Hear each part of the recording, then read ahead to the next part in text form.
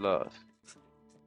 I want to show you some things that I don't think you even knew existed. It goes against everything Manifest Destiny teaches about Native Americans. And I want you to know this part of our history because people erased it. And we'll get to that later on in the program. Erased it intentionally, Graham. Erased it intentionally.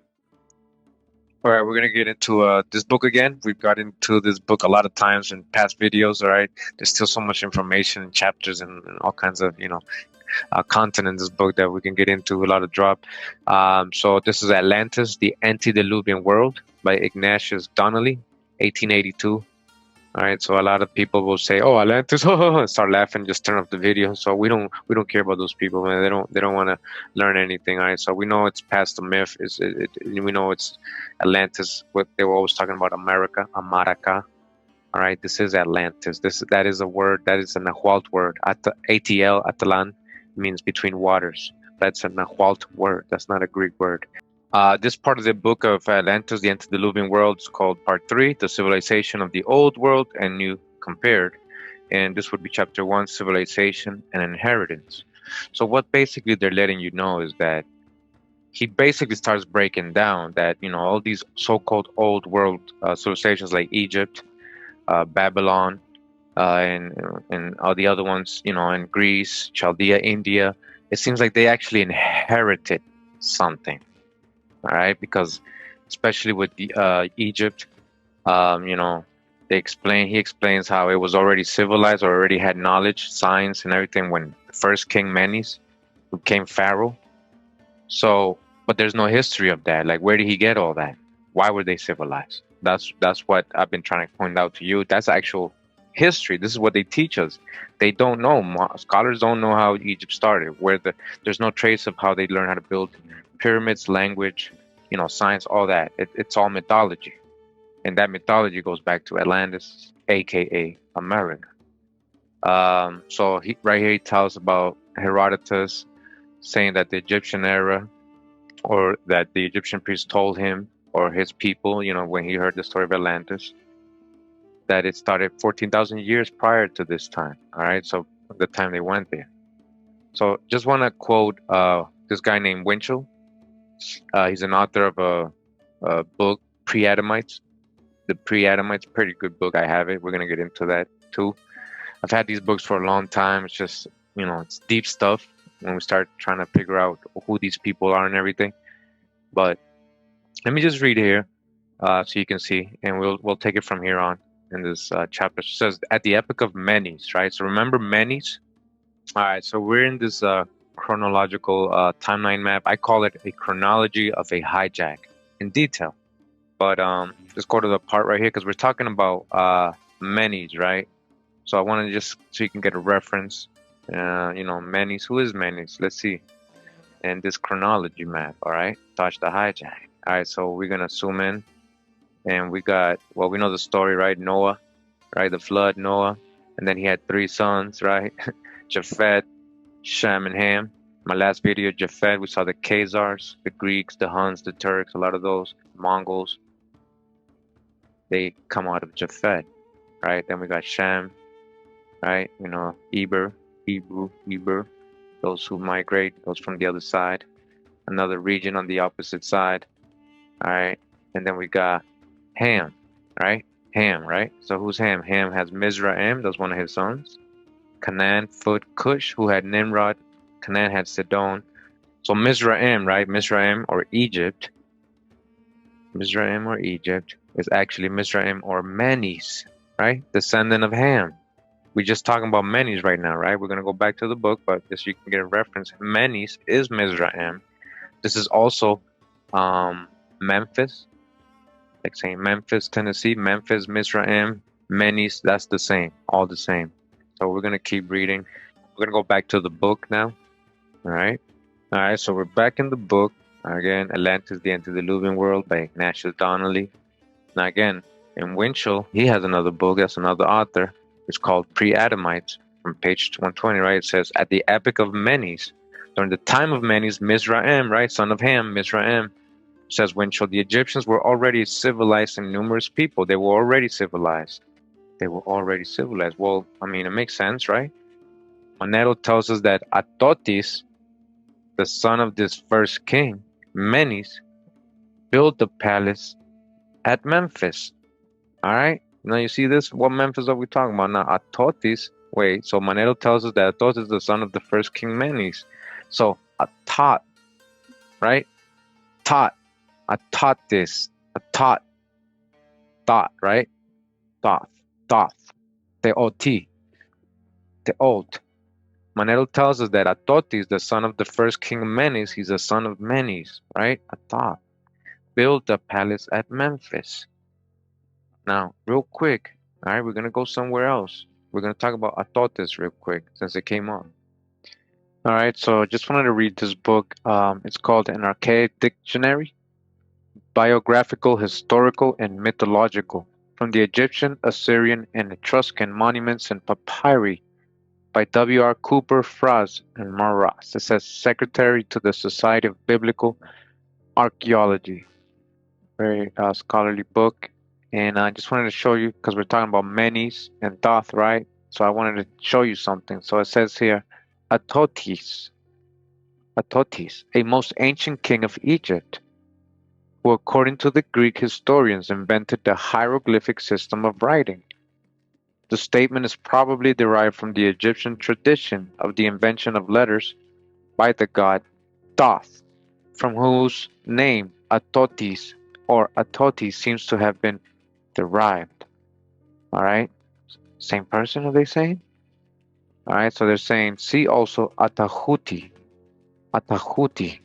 Let's go to Atahuti. Right here. Atahuti, the first. And it says, the son of Menes, king of Egypt of the first dynasty. Atahuti is the king. All right, so again, if we remember correctly, right? Mizraim, right? Remember Mizraim is the son of Ham. And it says here Mizraim or Menes, same person. Mizraim is Menes, the founder of Egypt. All right, so they're telling us that Menes had a son named Atahuti. Atahuti is the same as saying Atotis. Atotis or Tot. They're saying Atot. Remember, Tot was from Atlantis. Where was this ancient Egypt? This was in Tamari America. All right, so the son of Menes, king of Egypt, Atahuti of the first dynasty, he built a palace at Memphis, talking about Memphis, next to the Mississippi, and wrote several books on medicine, and is said by the Greeks to have introduced the practice of cutting for the stone. He is called by some writers Atotis. Atotis. All right, so back in the book Atlantis, the Antediluvian World, we get into the same thing, right? Manero tells us that Atotis, the son of the first king Menes, Mizraim, right? We see the line of Ham, built the palace at Memphis, that he was a physician and left anatomical books, all right? That's all Thoth's properties. If you saw my Thoth videos, right, we just read that, his name is derived from Thoth. Is it the same, right? Atahuti, Dejahuti, Teoti, Teoti, Wakan, Teoti. All right, all these statements imply that even at this early period, the Egyptians were in a high state of civilization. Winchell's pre-Adamites. In the time of Menes, the Egyptians had long been architects, all right? They already had built. They were coming from Atlantis, sculptors, painters, mythologists, and theologians. Professor Richard Owen says Egypt is recorded to have been a civilized and governed community before the time of Menes, all right, even before him.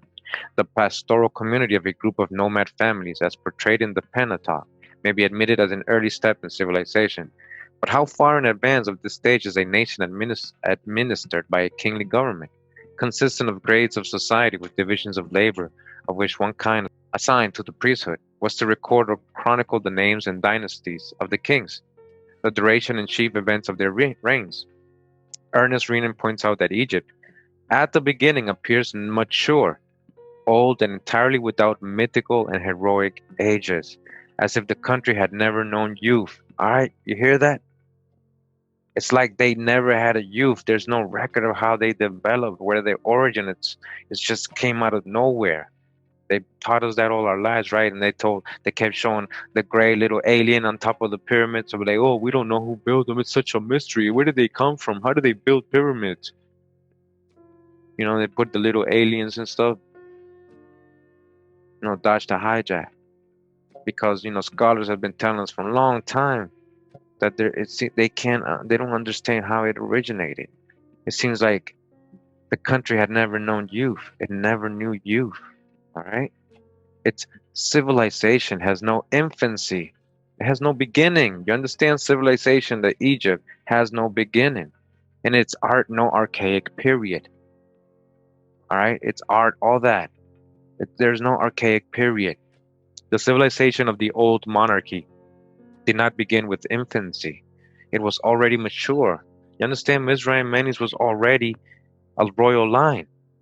It didn't just start out of nowhere right there when he started. He was coming from a royal line. He's from descendant of Ham, right? Noah, all right? That's royal. If you see it that way, or you see the first people, right? From the first people. He was a descendant of the first people, right? That royal line. We shall attempt to show that it matured in Atlantis. He's going to say, what? I'm going to show you this actually matured. Their Egyptian history, right? Babylonian, all that. You saw the line, right? Where were these three sons, supposedly, these first three people, Noah and all that? Where did they really come from? Where was the true antediluvian world? Right? We're talking about the first land out of the primordial waters. We're talking about Mayak, right? The turtle shell. We're talking about Louis Agassiz telling us, the most renowned geologist, that the first land out of the primordial waters was America, part in the Canadian mountains. So again, we shall attempt to show that it matured in Atlantis, aka America, right? Remember the Masonic book we read? They're letting us know that America, parentheses Atlantis, or in quotes Atlantis, right, is the same thing, and that the Egyptian people were unable to maintain it at the high standard at which they had received it, as depicted in the pages of Plato. All right, because I mean, even Thoth himself, right, told us that he is from Atlantis. He is not from Egypt. He's a Westerner. If you read the Book of the Dead, we've got this in my past videos, right? He said he came from a land where it was a town or a city in a lake, right? And then it was engulfed by fire and flames, like a volcanic eruption. There ain't no volcanoes in Egypt, all right? So, you know, you can see the Emerald Tablet here. You know, you can see it's Paleo Hebrew, what they would call Paleo Phoenician Hebrew. What king of Assyria or Greece or Rome or even of these modern nations has ever devoted himself to the study of medicine and the writing of medical books for the benefit of mankind? All right, what king? Who? Their mission has been to kill, not to heal the people. Yet here at the very dawn of Mediterranean history, we find the son of the first king of Egypt recorded as a physician and as having left anatomical books. I hold it to be incontestable that in some region of the earth, primitive mankind must have existed during vast spaces of time and under most favorable circumstances to create, invent, and discover those arts and things which constitute civilization. When we have it before our eyes that for 6,000 years mankind in Europe, Asia, and Africa, even when led by great nations and illuminated by marvelous minds, did not advance 1 inch beyond the arts of Egypt, they never really advanced. It was all copies.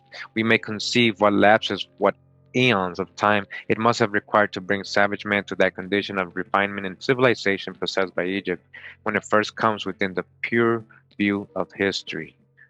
That illustrious Frenchman, H.A. Taine, History of English Literature, sees the unity of the Indo-European races manifest in their languages, literature, and philosophies, and argues that these preeminent traits are the great marks of the original model.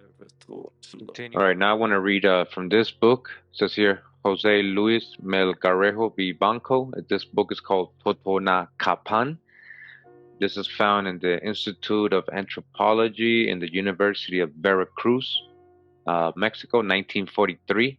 And yeah, this book is in Spanish, so we're going to translate it.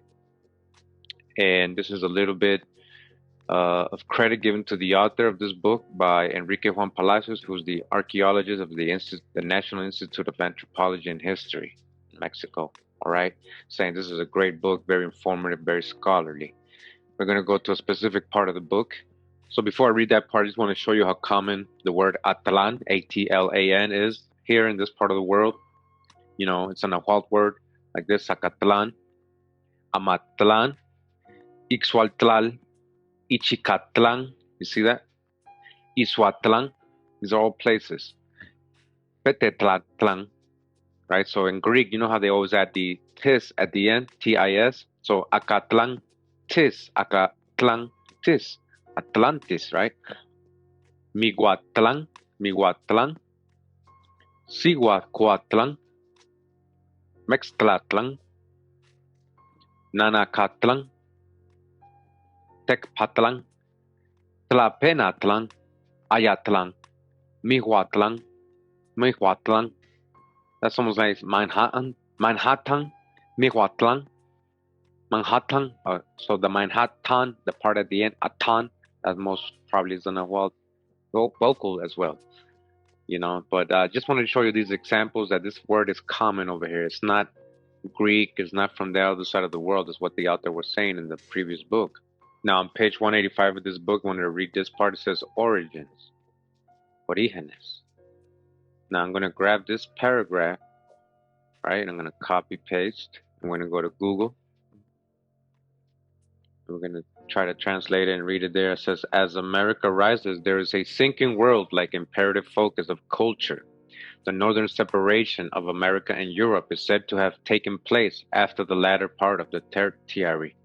Being facts beyond doubt that the valley of the Congo extends under the Atlantic Ocean, and that the aquatic animals of the late Paleozoic correspond between Brazil and Africa. All right, so they're trying to do a connection there, you know, the Pangea thing and all that.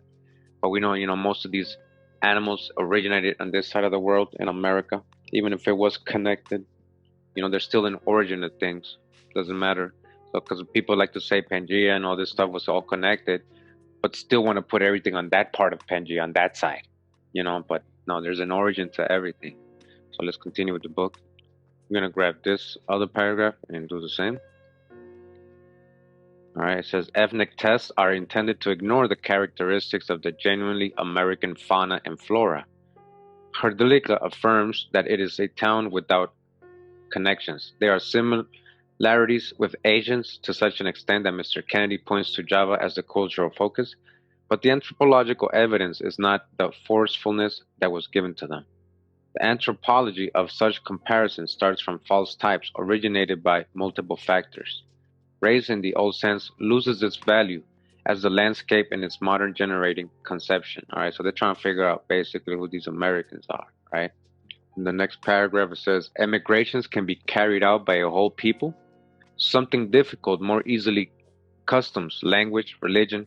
What if peoples are not zoological, linguistic, political, or religious? We will have to look for new concepts.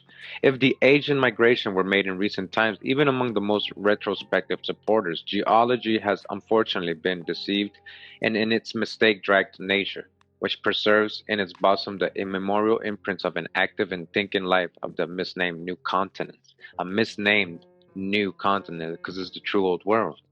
All right, let's grab the next paragraph here. It says, during the reign of Alexander, son of Philip, in 68, Olympiad Ptolemy, according to Picgion, on this inscription had a stone of Brazil, and under a shield and two swords that Lutean in their spoils, the figure of Alexander.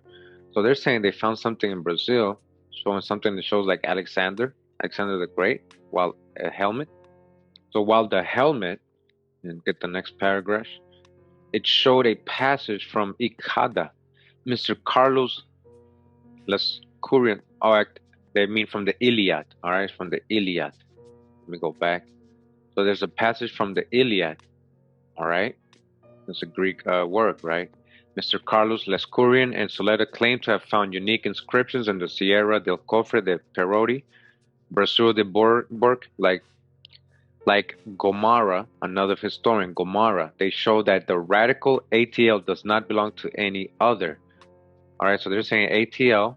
So in Spanish, says that the ATL don't belong to any other symbol other than the Atlantic side or from this part of the world. All right, and when Columbus discovered America, it says, and when Columbus discovered America, there was a city called Atlan in the Gulf of Darien. See, there was a city called Atlan. Just add the TIS at the end. Atlantis. That's what Greeks do. They add the TIS at the end in Latin and Greeks, right? Now I want to read this paragraph. Hopefully it translates it right. If not, I'll try to translate it myself.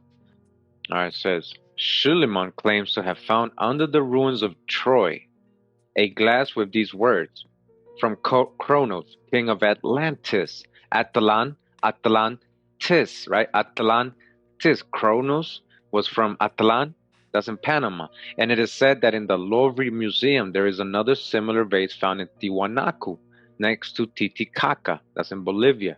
One of the pieces from inside the Trojan glass has the head as an ornament of an owl, emblem of Mu.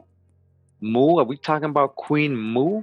Oh, emblema de Mu, emblem of Mu, lechuza, a owl, emblem of Mu. Are we talking about Queen Mu of the Maya?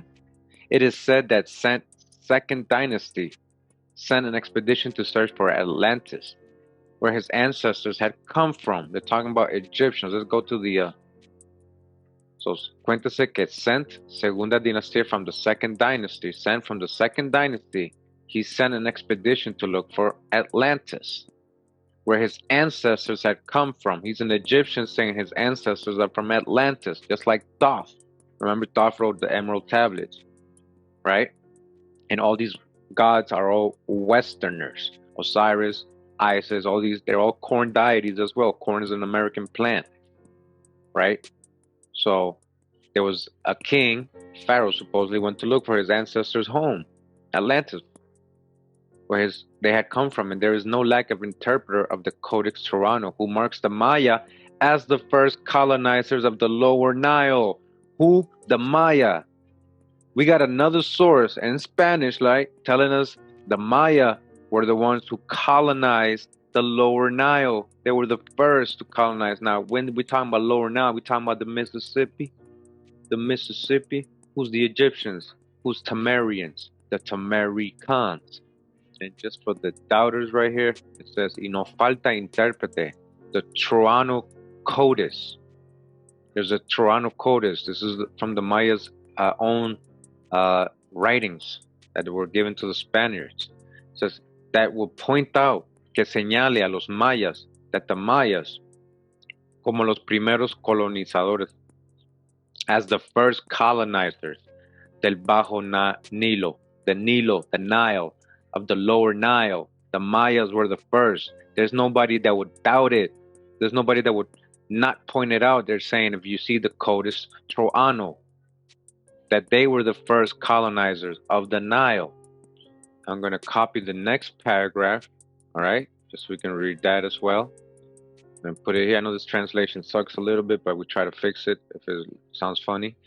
Now it says, Churchward's interest in studies of the inscriptions and manuscripts of India, China, Tibet, Babylon, the islands of the Mar del Sur and Mayapan, as well as mystical books from Egypt and Greece, led him to conclude that the continent of Mu was the true civilizing focus and that the civilization was Mayan.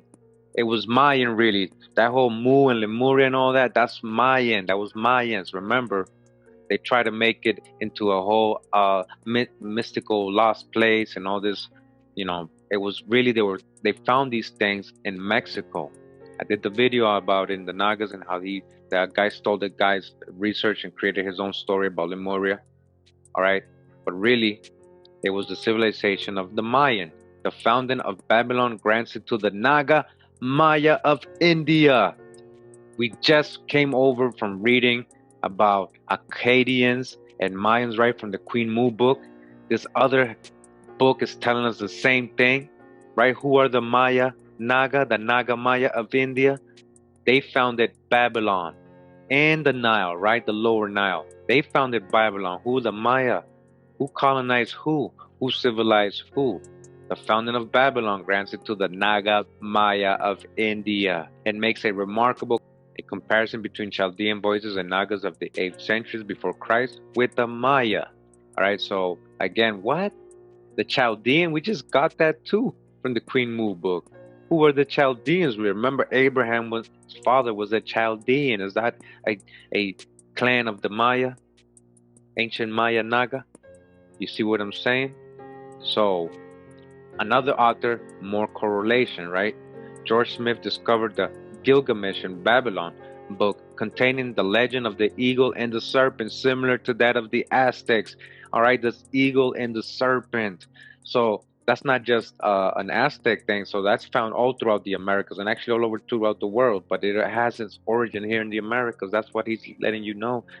All right, they have the same symbols in these Babylonian books because it was carried over there. All right, by the Maya Naga. Foreign Quarterly Review. Vases agreeing both in shape and ornament with the earliest specimens of Egyptian and Etruscan pottery have been found in their sepulchral excavations.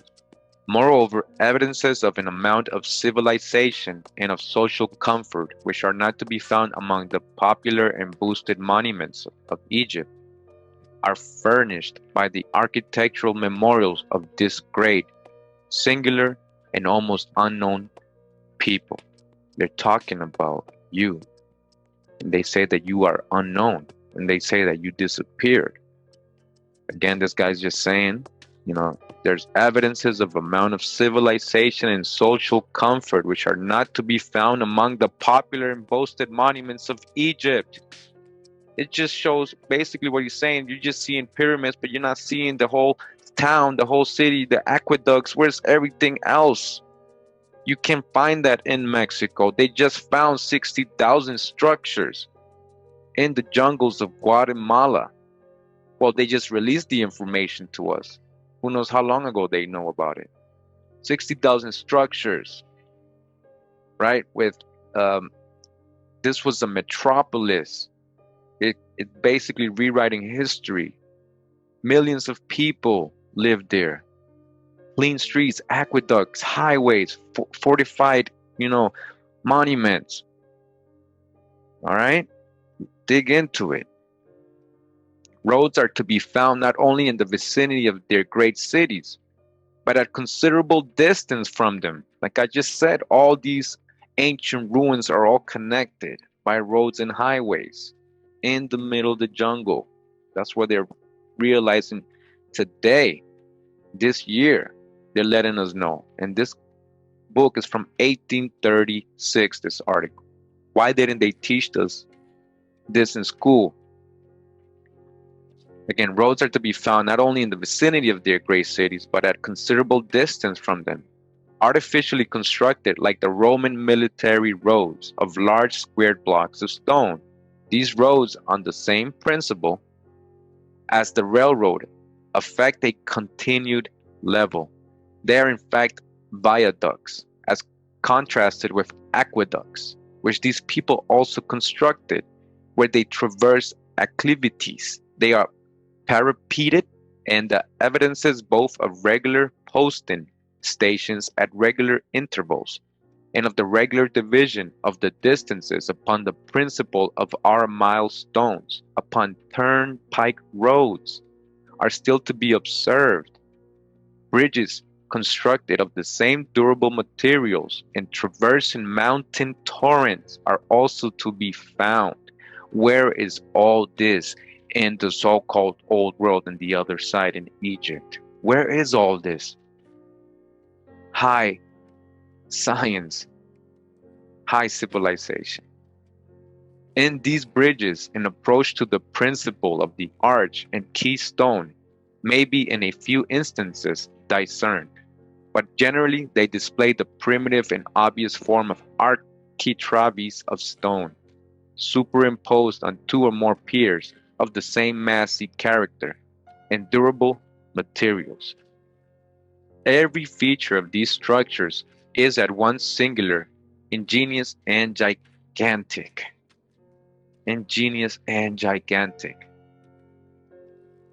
Cyclopean in the forms of their masonry, they are characterized throughout by the same titanium character of wild and exaggerated grandeur. This book now is called The Sacred Mysteries Among the Mayas and the Quiches, 11,500 years ago. Their relation to the sacred mysteries of Egypt, Greece, Chaldea, and India. It says here Freemasonry in times anterior to the Temple of Solomon. Illustrated by Augustus Le Plongeon, In England, at Cambridge, there is in the university a large building specially dedicated to Central American archaeology. All right. There are to be seen, as I am informed by General Sir Henry Lefroy, the cast and photographs obtained by Mr. Maudslay, a wealthy gentleman who was devoted his time and wealth to the work of obtaining facsimiles in plaster and photographs of the ancient monuments of Honduras and Guatemala. Facsimiles are exact copies of the original. 3 years ago, I had a cast made from some of the stereotype molds made by me of sculpture at Uxmal and offered them for exhibition in the Metropolitan Museum of Art in Central Park. They have been placed in the cellar, out of the way, for want of space against the wall. That's what they told him. The public has never seen them. I once remonstrated with one of the trustees and proposed to sell the museum a copy of the collection of fresco paintings from Chichen Itza, last remnants of ancient American art. The answer of the gentleman was no. Those things are not appreciated. They are looked upon as of no value. Nevertheless, some of the illustrations in this book are photographs of the same despised cast and mural paintings. All right, so he's going to show you what they were saying has no value. During the last lecturing season, I offered to several literary, scientific, and historical societies to give lectures illustrated with views made by us of the monuments and enlarged with the stereopticon. In every instance, I received the same answer. Our people are not interested in such a subject. What? Americans not interested in American antiquities? That's what I'm saying. In ancient American history? In ancient American civilization? All right, so you see how they were purposely ignoring these people that were going and doing this research and finding these things, right? Not all of them were down with those same Smithsonians and all that, and the museum people and all that. All right, some of them actually, financed their own expeditions and went there, and they had connections. They're Freemasons and all that, but they're trying to let them know what's over there. Ms. Leplojon and I have written 2 works of Yucatan. One is Monuments of Mayaks and Their Historical Teachings. The other, Yucatan, its ancient palaces and modern cities, life and customs of the aborigines. We have offered them to several publishing houses, but the same answer has been given by all. There is no money in the publication of such books. American readers do not care for this subject. All right, you hear all this? And it was true. People don't care. And a lot of people right now still don't care, right? Notwithstanding such rebuffs, I made up my mind to present to American readers some of the historical facts that have been brought to light by deciphering the bas reliefs and mural inscriptions by means of the ancient hieratic Maya alphabet discovered by me. All right, so you got on one side it says, on the left, it says ancient Maya hieratic alphabet according to mural inscriptions, and to the right is Egyptian hieratic alphabet according to Messrs. Champollion, Lejeune, de Brunsen. All right, so they're talking about, at least the Egyptian ones, they're verified from primary sources that they're using at that time. And this is what he's finding and what they're finding in the Americas on the left, and you can see the resemblances, right? Yeah, so you got this one right here, and then you got the thing right here. You got like a little box right here, another box right here. See this one, then this one as well over here. Basically the same. You see that? Okay. All right, so yeah, it has a lot of similar. You see the symbols here, and the letter that it associates to, supposedly. All right, Are we just talking about the ancient pictograph? In this small book, which 2 of the most prominent firms in New York have positively refused to publish, believing it to be a bad speculation, I present only such facts as can be proved by the works of well-known writers, ancient and modern, and by the inscriptions carved on stone by the Maya learned men and historians. It is for you, reader. It is for you. Talking to you, the reader, right? We're not talking about you believing anybody else. Talking to you personally. You verify the information. You're listening right now. Don't listen to other people, what they're telling you. They're not showing you any sources, all right? This is for you, reader, to judge if they are worthy your consideration, all right? Continue in the book Atlantis, the Antediluvian World by Ignatius Donnelly. And this is chapter 2, the identity of the civilizations of the old world and the new. And it begins with architecture, right? It says Plato tells us that the Atlanteans possess architecture. All right, we're talking about the Americas, of course we did. That they built walls, temples, and palaces. Yep, check, check, check, right? We need not add that this art was found in Egypt and all the civilized countries of Europe, as well as in Peru, Mexico, and Central America. Among both the Peruvians and Egyptians, the walls receded inward, and the doors were narrower at the top than at the threshold, just like the Egyptians. All right. The obelisks of Egypt, covered with hieroglyphics, are paralleled by the round columns of Central America, and both are supposed to have originated in phallus worship. The usual symbol of the phallus was an erect stone, often in its rough state, sometimes sculptured. Squire, serpent symbol, page 49, and Bankrupt's Native Races, volume 3, page 504. The worship of Priapus was found in Asia, Egypt, along the European shore of the Mediterranean, and in the forests of Central America. All right, what they finding? The mounds of Europe and Asia were made in the same way and for the same purpose as those of America. The mounds. Herodotus describes the burial of a Scythian king. He says, after this, they set to work to raise a vast mound above the grave, of all of them vying with each other and seeking to make it as tall as possible. So a Scythian king was buried in a mound. What did they find here in America? Graves and mounds, right? So are we really, when Herodotus is talking about these old times, is he really talking about over there on the other side? You know, for me, it's starting to appear that he's been talking about these Greeks, so-called Greeks, have been talking about here, the ancient land, right here, America. It must be confessed, as Foster, Prehistoric Races, on page 193, that these Scythic burial rites have a strong resemblance to those of the mound builders. What was I just saying? The mound builders, Scythian? Who's the real Scythians then? The real Egyptians. Who's the real Persians? How Homer describes the creation of a great symmetrical mound over Achilles. All right, symmetrical mound over Achilles, also one over Hector. Alexander the Great raised a great mound over his friend Hephaestion at a cost of more than $1 million. And Semiramis raised a similar mound over her husband. All right, mounds, mounds, mounds, mounds. What are we talking about here? The pyramids of Egypt, Assyria, and Phoenicia had their duplicates in Mexico and Central America. All right, so they're saying that we're the duplicates, right? But we're older. So who's really the duplicate? The grave cysts made of stone of the American mounds are exactly like the stone chests or kits va'en for the dead found in the British mounds. Foster's Prehistoric Races, page 109. Tumuli have been found in Yorkshire enclosed in wooden coffins, precisely as in the mounds of the Mississippi Valley. Tumuli could be a mound or a pyramid. The articles associated with the dead are the same in both continents: arms, trinkets, flutes, clothes, and funeral urns. In both the Mississippi Valley and among the Chaldeans, vases were constructed around the bones, the neck of the vase being too small to permit the extraction of the skull. The use of cement was known alike to the European and American nations. Cement, the use of the arch, was known on both sides of the Atlantic. The manufacture of bricks was known in both the Old and New Worlds, so-called New World, right? The style of ornamentation and architecture was much the same on both hemispheres, as shown in the preceding designs, pages 137 and 139. Metallurgy, right? The art of working metal, the science of working metal.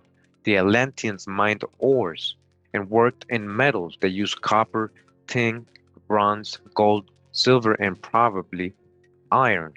Probably, yes, we have all that here. The American nations possessed all these metals. I just said that. Of course they did. The American nations possess all these metals. The age of bronze or of copper combined with tin was preceded in America and nowhere else by a simpler age of copper, and therefore the working of metals probably originated in America.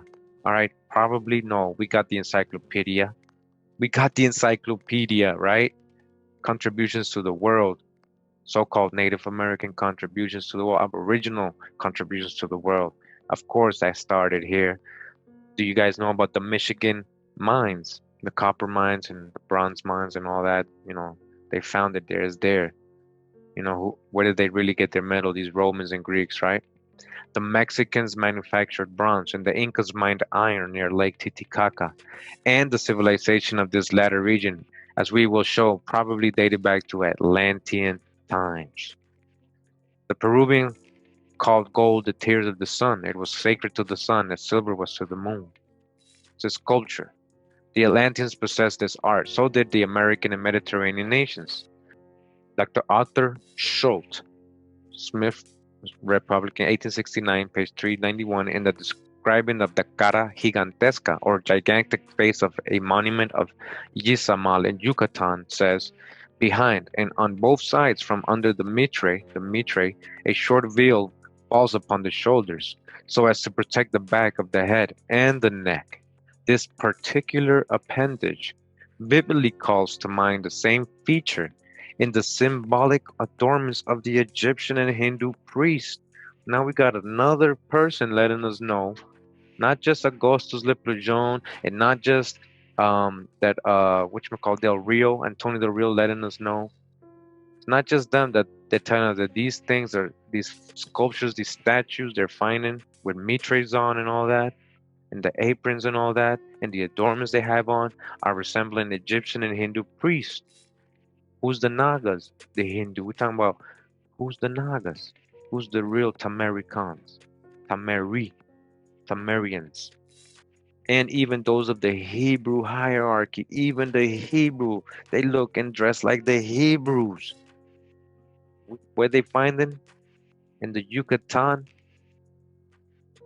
Dr. Arthur Schultz, these are all primary sources actually. You can verify all this.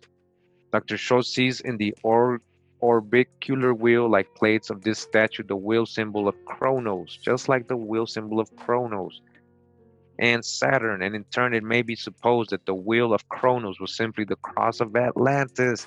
They hijacked it. You see what he's saying? They hijacked it, made it the wheel of Kronos, the cross of Atlantis. What does this mean?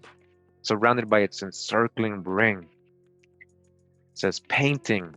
This art was known on both sides of the Atlantic. The paintings upon the walls of some of the temples of Central America reveal a state of the art as high as that of Egypt. As high as that of Egypt. This is Egypt. What are you talking about? Engraven. Plato tells us that the Atlanteans engraved upon pillars. The American nations also had this art in common with Egypt, Phoenicia, and Assyria. All right. Agriculture. Don't get on agriculture now because we already know about corn, right? We already know who invented agriculture. We got the encyclopedia to prove it, the resources, the science, maize, squash, 8000 BC, fossilized. You see, we got all that. So agriculture, the people of Atlantis were preeminently an agricultural people. So were the civilized nations of America and the Egyptians. We're just talking about the same thing here, you see? That's the hijack. In Egypt, the king put his hand to the plow at an annual festival, thus dignifying and consecrating the occupation of husbandry. In Peru, precisely the same custom prevailed. In both the plow was known in Egypt. It was drawn by oxen, and in Peru by men. It was drawn by men in the north of Europe down to a comparatively recent period. All right. Public works. Public works. Now, the American nations built public works as great as or greater than any known in Europe. Greater than. We already know when the Spaniards got here what they were saying when they arrived in all the cities over here. They couldn't believe it, how clean it was, how all the public works, were the water was being carried from, far away. Nothing was dirty. All right. There was public pools, everything. And it was greater than any known in Europe. All right. The Peruvians had public roads. All right. We know about the Inca roads, right? They go miles and miles and miles through like hard, crazy terrain. You know, you can go from Machu Picchu to Cusco through these roads. These roads are still being used today. It says 1,500 to 2,000 miles long, made so thoroughly as to elicit the astonishment of the Spaniards. It was like, what? How do they do this? At every few miles, taverns or hotels were established for the accommodation of travelers. Ah, you understand? You're listening to this? In these roads that people would travel on, right? These highways through mountains and stuff, commercial roads, trading routes, you know, traveling, whatever reason, there was taverns, like a bar, like you chill, you stop, and there was business going on. Hey, man, you want a drink? You want a food? There was hotels if you wanted to stay the night. Hotels. This is pre-Columbian. We're talking about ancient times. We're talking about Atlantis for real, aka Amaraca, the kingdom of Amaraca, right, in Peru. The Amaru Khan accommodation for travelers. You think that was brought over here by Europeans? They were doing that already here. Humboldt pronounced these Peruvian roads among the most useful and stupendous works ever executed by man. They built aqueducts for purposes of irrigation, some of which were 500 miles long. We know that that was invented here too. Aqueducts, all that, we had that here. Just go to Caral Supe and all those desert, ruined cities in Peru and Bolivia and Chile. All right, you see the irrigation aqueducts. You see it on all over Palenque, the aqueducts, all over Cusco. All right, Sacsayhuaman, you see the aqueducts. All right, some of which were 500 miles long. Aqueducts, irrigation, 500 miles long. You understand? These ain't savage people. We're talking about ancient times. We're talking about with this art, this science started. I was here. They constructed magnificent bridges of stone and had even invented suspension bridges thousands of years before they were introduced into Europe. All right? Before they were introduced into Europe, thousands of years, thousands of years. All right? They had both in Peru and Mexico a system of post office post by means of which news and transmitted hundreds of miles in a day, precisely like those known among the Persians in the time of Herodotus. What did I just say earlier? I'm trying to tell you. Who was the real Persians? When we're talking about, I'm not talking about discriminating on any people today, call, but I'm talking about these historical accounts, these words. They're describing the people, Persians. What is the etymology, right? Herodotus. It seems like he's always describing things that we have here. Why is he always describing to detail everything we have here? And subsequently, among the Romans, right? Stones similar to milestones were placed along the roads in Peru. See Prescott's Conquest of Peru. We got that book.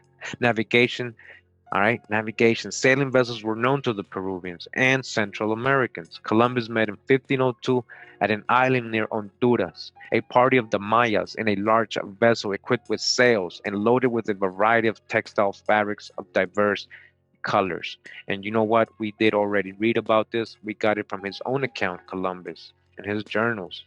And we got how many they were seeing. They were seeing so many ships here, canoes, right? That would fit what? 200 people, 150 people. He would call them large canoes, but these were ships, right? Just like picture like those Phoenician Viking ships, right? Those are canoes. Those are large canoes. So these ones had sails. He saw them. He wrote it down. So what's the difference? They were sailing the world. We know the Mayas are the Nagas, right? Mayas, or we know Phoenicians came out of here. Yeah, we were navigating the world. All right, so-called Atlanteans, colonizing the whole earth. Those manufacturers. The American nations manufactured woolen and cotton goods. They made pottery as beautiful as the wares of Egypt. They manufactured glass. We had glass. They engraved gems and precious stones. The Peruvians had such immense numbers of vessels and ornaments of gold that the Inca paid with them a ransom for himself to Pizarro of the value of $15 million. All right? Talking about when you're talking about Marco Polo traveled and met the Grand Khan, and he said he was decked out in gold and his temples were filled with gold and the ceilings had gems. We're just talking about he came over here. Who's the Grand Khan? Marco Polo went to the farthest east. They still don't know where Marco Polo traveled today. They can't find any of the things he described. It's like a mystery. They try to relate it to places in Asia, but it was over here he came, found the fountain of youth and everything. Again, the Peruvians had this as weapons. The weapons of the New World were identically the same as those of the Old World. They consisted of bows and arrows, spears, darts, short swords, battle axes, and slings, and both peoples used shields or bucklers, and casques of wood or hide covered with metal. All right, all these weapons that existed over there existed here too. If these weapons had been derived from separate sources of invention, one country or the other would have possessed implements not known to the other, like the blowpipe, the boomerang, etc. Absolute identity in so many weapons strongly argues identity of origin. Yeah, see, he's making sense, right? So how could these be a whole new world and we had everything they had in the old world? Wouldn't we have our weapons a little bit different? Just like he's saying, so in Australia they got the boomerang, right? Who else makes that? Because that was so isolated and it stayed there, right? So why didn't that happen between America and Europe and Asia and all these places, right? We have the same weapons, meaning these people already mixed, right? They were already coming out of here, in here, vice versa, all that since ancient times. Same people, one civilization. We know what Atlantis is. We know how to dodge the hijack. This ain't no myth. People don't want to listen to this and stuff. We're just talking about a real true history. There's no mystery. Mystery, that's your story, my story. Right? If you go to history, that's his story. We know we learned this before. We gotta pull out the babies, like they said, just keep the good and let out the bad, right? Religion. It says the religion of the Atlanteans, as Plato tells us, was pure and simple. They made no regular sacrifices, but fruits and flowers.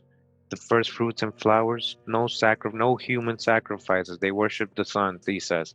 They're always going to go to the sun. A lot of the time when they're saying the sun, they just mean their interpretation. Most of the time is the Most High, one deity, one creator. In Peru, a single deity was worshipped. The sun, his most glorious work, again, was honored as his representative. Quetzalcoatl, the founder of the Aztecs, well, he was actually Toltec, and it was way before the Mexica or Aztecs, but I guess they say the founder, that's their god, condemned all sacrifice. All right, Quetzalcoatl what? Condemned all sacrifice, but that of fruits and flowers, the first fruits and flowers. The first religion of Egypt was pure and simple. Its sacrifices were fruits and flowers. All right, temples were erected to the sun Ra throughout Egypt. In Peru, the great festival of the sun was called Rami. Ra, Peru, Egypt. Where's the truth to Mary? Horus, Jerusalem, Horus. The Phoenicians worshipped Baal and Moloch. Again, who? Who were the Phoenicians? They worshipped who? Baal. You spinning on a ball? Are you still spinning on a ball? And Moloch, the owl, Moloch. The one represented the beneficent and the other the injurious powers of the sun. Says religious beliefs. The Guanches of the Canary Islands, who were probably a fragment of the old Atlantean population, believed in the immortality of the soul and the resurrection of the body, and preserved the dead as mummies. The Egyptians believed in the immortality of the soul and the resurrection of the body, and preserved the bodies of the dead by embalming them. The Peruvians believed in the immortality of the soul and the resurrection of the body, and they too preserved the bodies of their dead by embalming them. So it's not just that they did it too. All right, now let's just clarify something. We have the oldest mummies in the world. It's not that that was invented here. It's not that we're duplicating or we're doing the same. No, it's older here. So he should explain this, like saying, well, the Peruvians had it older. We can prove that the Peruvians had it older, so they're first and they passed it to these other places because they don't have no history. When you go to Egypt, they don't tell you how they learned how to do that. You understand? They do it in Peru. And we're talking about the Chinchorro mummies, right? Up to 9 to 10,000 years old. Chinchorro mummies in Chile and Peru. Look them up. It says a few mummies in remarkable preservation have been found among the Chinooks and Flatheads. Schoolcraft, Volume 5, page 693. The embalming of the body was also practiced in Central America and among the Aztecs. The Aztecs, like the Egyptians, mummified their dead by taking out the bowels and replacing them with aromatic substances. All right, same thing. Bodies of the kings of the Virginia Indians were preserved by embalming. All right, the Virginia Indians were doing the same. Did you know that? Beverly, page 47. Here are different races, separated by immense distances, land and ocean, uniting in the same beliefs and in the same practical and logical application of those beliefs. She's letting you know, how could they have the same practices and beliefs? Where did this originate? The use of confession and penance was known in the religious ceremonies of some of the American nations. Baptism was a religious ceremony with them. All right, baptism. All right, you see all this? Baptism and the bodies of the dead were sprinkled with water. Vestal virgins were found in organized communities on both sides of the Atlantic. They were in each case pledged to celibacy and devoted to death if they violated their vows. In both hemispheres, the recreant were destroyed by being buried alive. The Peruvians, Mexicans, Central Americans, Egyptians, Phoenicians, and Hebrews each had a powerful hereditary priesthood. The Phoenicians believed in an evil spirit called Cebu. The Peruvians had the devil called Kupai. The Peruvians burned incense in their temples. The Peruvians, when they sacrificed animals, examined their entrails, and from these prognosticated the future. I need not add that all these nations preserved traditions of the deluge, and all of them possessed systems of writing. All right, the flood, we got that already, and they all had systems of writing. All right, it didn't start over there.